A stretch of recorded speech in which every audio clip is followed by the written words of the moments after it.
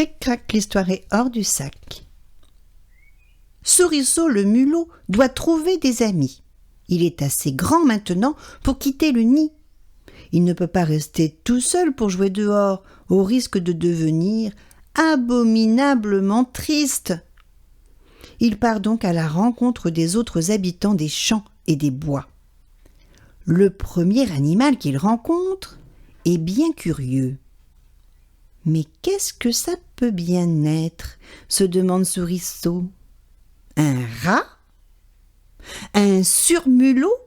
Il a une si longue queue !»« Je n'ai jamais vu ça !» pense Souriceau. « Voyons voir.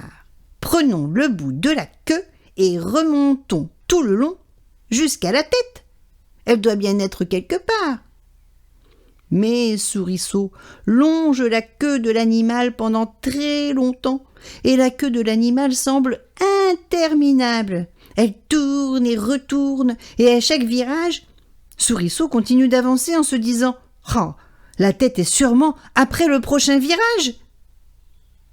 Et il appelle en même temps « Ouh! Avez-vous une tête à la fin, Madame la queue interminable ?»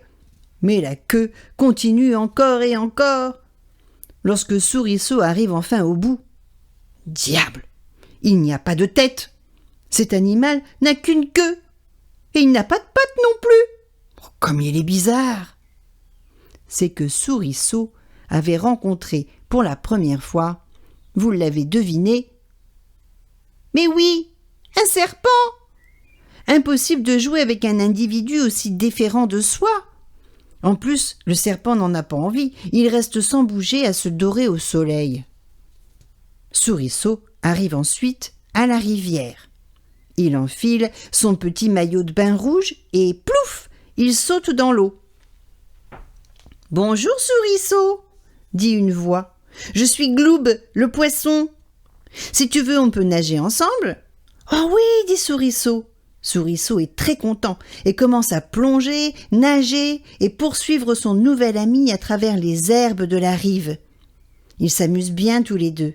Ils font peur aux libellules, ils taquinent les grenouilles. Mais Gloub plonge soudain tout au fond de l'eau et Souriceau manque de se noyer en voulant le suivre. Oh non, en vérité, c'est une chose de jouer dans l'eau, mais Souriceau ne peut pas se transformer en poisson. Il décide de trouver un autre compagnon pour jouer. Près de la maison, il rencontre Panache, l'écureuil, en train de manger des châtaignes. « Bonjour Panache » dit Souriceau. « Bonjour Souriceau » dit Panache. « Veux-tu jouer avec moi » dit Souriceau. « Ah oui, bien sûr, allons chercher des noix. » Souriceau court avec Panache jusqu'au grand noyer. « Hop là, hop !» fait Panache en bondissant sur les branches de l'arbre. « Hop là, boum !» fait Souriceau en tombant de l'arbre.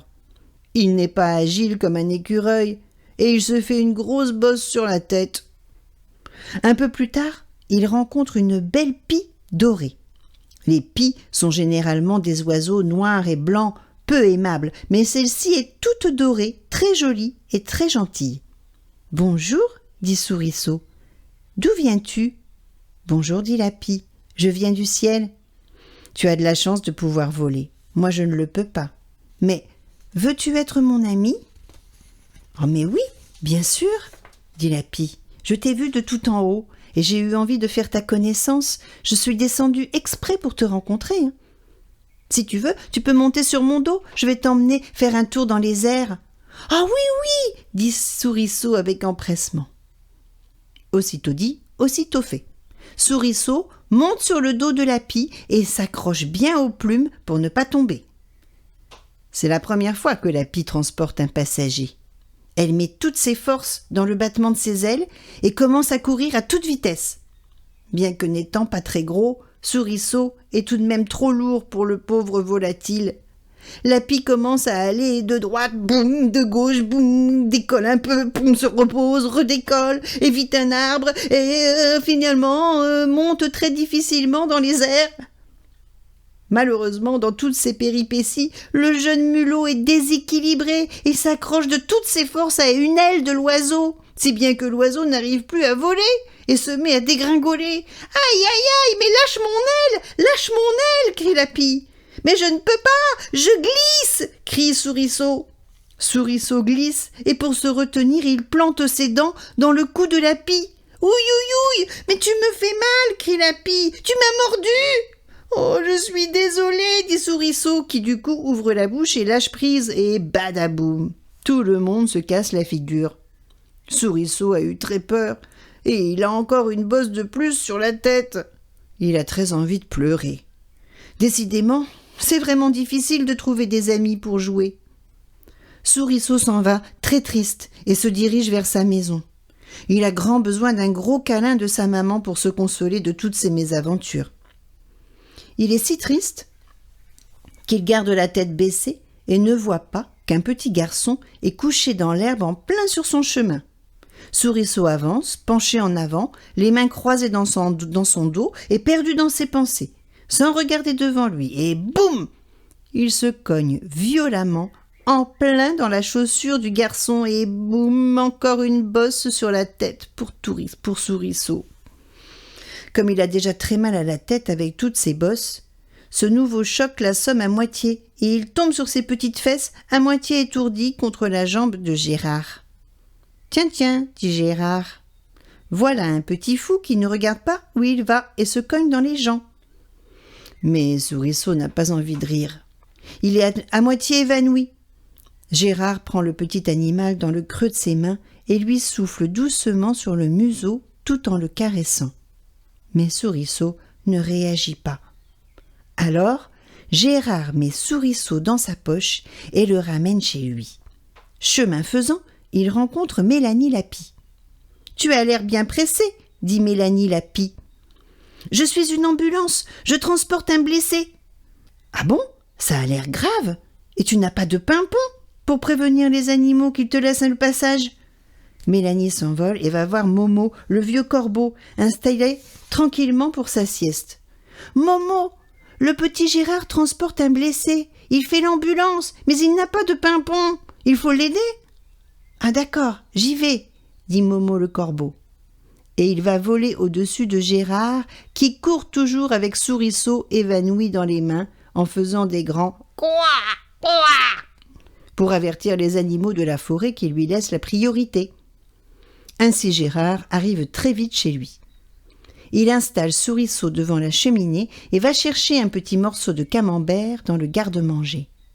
Il le promène sous le nez de Souriceau et l'odeur du camembert réveille tout de suite Souriceau. « Ah, le petit fou se réveille, » dit Gérard en souriant. Souriceau regarde autour de lui et voit le feu dans la cheminée. La maman de Gérard en train de faire cuire de la bonne soupe qui sent bon. Il voit aussi, couché dans une grande caisse, Flac, la chienne, Pimpin, le lapin, et Gaston, le hérisson. Dans la cour, par la fenêtre, il voit Arnaud le blaireau en train de se promener au soleil avec toute sa famille. Et un peu plus loin dans le pré, il voit Nono, l'âne aux grandes oreilles qui broute paisiblement de la bonne herbe verte. « Oh, je suis au paradis !» se dit Souriceau en frémissant de bonheur.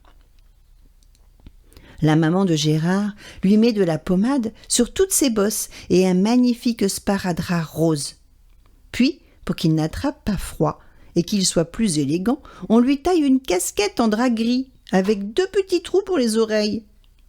Souriceau passe la nuit près de Gérard, bien au chaud dans un petit lit confectionné spécialement pour lui dans la pantoufle de l'enfant. Après quelques jours, Souriceau n'a plus mal nulle part et Gérard le met dans sa poche pour l'emmener partout avec lui, même à l'école, où Souriceau devient bien vite le héros de la cour de récré. Souriceau commence alors une nouvelle vie de bonheur avec son nouvel ami qui l'emmène partout, de la maison à l'école, des champs à l'atelier, de la cave au grenier. Ils sont toujours ensemble et quoi que fasse Gérard, Souriceau est toujours là. Ils vécurent ensemble des jours merveilleux car ils étaient amis et ils s'adoraient tous les deux. Cric-crac, l'histoire est dans le sac.